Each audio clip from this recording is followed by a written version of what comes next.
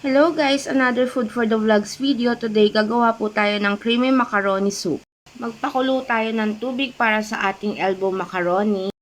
Maglagay ng asin at hintayin itong maluto. Habang niluluto ang ating macaroni, gawin na natin ang cream of mushroom. Gagamit ulit tayo ng UFC cream of mushroom powder. Bali sa isang pack na yan, nagbawas lang ako ng 2 kutsara dahil ginamit natin sa mushroom gravy. Kakanawin natin yan sa tubig, mga kalahating cup. Ang gagamitin naman natin chicken dito, yun natira dun sa chicken cordon bleu na ginawa natin sa isang video. Magpainit lang tayo ng kawali at painitin din natin yung mantika natin. Gisa natin yung bawang mga 1 minuto.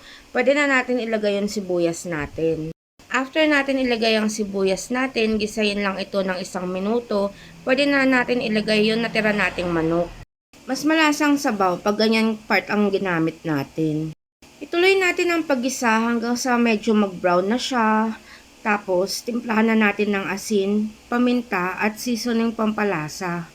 Alam nyo kasi, sa panahon ngayon, mas mura kung bibili tayo ng isang buong manok tapos tayo na rin magde-debone.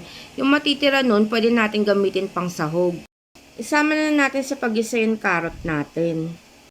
Habang niluluto natin yan, nilalagyan-lagyan ko ng tubig kasi galing nga naman sa freezer. Kahit na-defrost mo na, paminsan hilaw pa siya.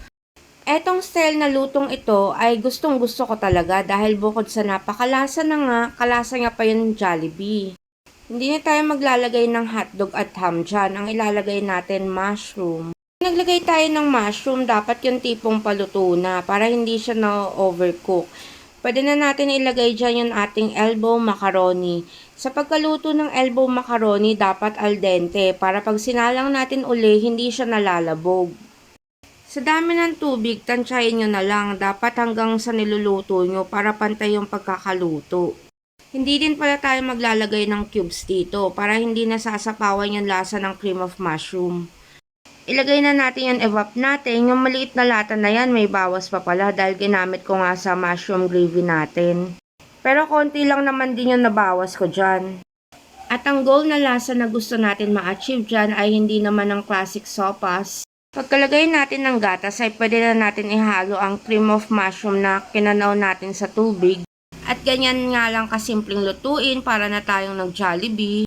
Hihintayin lang natin yan kumulo at nakaluto na naman tayo ng panibagong ulam. Magpa-plating na tayo. If you like our video, don't forget to click like and subscribe. Follow me for more recipes. Thank you for watching.